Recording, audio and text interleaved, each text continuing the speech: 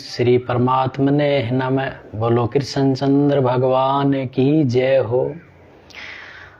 श्रीमद् भगवत गीता के 15वें अध्याय के प्रथम श्लोक में भगवान श्री कृष्ण कहते हैं कि ऊर्ध्व मूलम, ऊपर की ओर मूल वाले यानी जड़ वाले, अधम शाखम, नीचे की ओर शाखा वाले, अश्वत्थम यानी अश्वत्थ वृक्ष को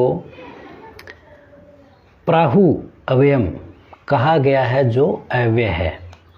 छंदासी यस्य प्रणानि यानी छंद स्रोत जिसके यानी वेद जिसके पत्ते हैं। यह तम वेद से वेदविद यानी जो ये इस बात को जानता है वो ही वेदों को जानने वाला है, वेदविद है। अर्थात कहने का अभिप्राय ये है कि जो हमारी पृथ्वी है, जो हमारा ब्रह्मांड है, जो हमारा सूर्य है, ये आकाश गंगा यानी गैलेक्सी से बंधा हुआ है। जिस प्रकार एक वृक्ष होता है, उस वृक्ष के फल लगे होते हैं और पत्ते होते हैं, उसी प्रकार जो हमारा ब्रह्मांड है, ये ब्रह्मांड रूपी वृक्ष गैलेक्सी यानी आकाश गंगा से जुड़ा हुआ है। वो शक्ति उसको वहाँ से मिलती है, उसका मूल जुड़ाव आकाश गंगा से है। इसलिए जो जड़ है वो इसकी ऊपर है, आकाश गंगा, और नीचे की तरफ जो पृथ्वी ग्रह हैं वो सारे इस वृक्ष के फल रूपी लगे हुए हैं, और वेद हैं जो इसके स्रोत हैं, पत्ते हैं। अब जैसे हम किसी भी वृक्ष के बारे में पूरा जानते हैं तो उसकी जड़, तने से लेकर के पत्ते तक जानते हैं, तो यानी वेदों को जानते हैं, और वेद में इसका पूरा वर्णन है इस खंड ब्रह्मांड के सिस्टम का।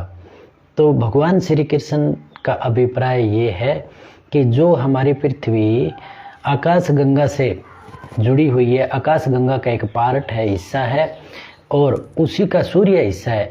तो सूर्य पृथ्वी को ऐसे घुमाता है जैसे एक बच्चा डोर से बंधी हुई बॉल को अपने चारों ओर घुमाता है, ऐसे ही सूर्य है जो पृथ्वी को अपने चारों ओर घुमा रहा है। और पृथ्वी भी अपने उपग्रह चंद्रमा को ऐसे घुमाती है जैसे बच्चा बॉल को धागे से बांध करके डोरी से यूं घुमाता है। तो उसी प्रकार से चंद्रमा पृथ्वी के चारों ओर चक्कर लगाता है और पृथ्वी सूर्य के चारों ओर चक्कर लगाती है। सूर्य है जो वो आकाश गंगा यानी गैलेक्सी से बंधा हुआ है, यानी इस पूरे जो सिस्टम को जानता है वो ही वेदविज्ञ है।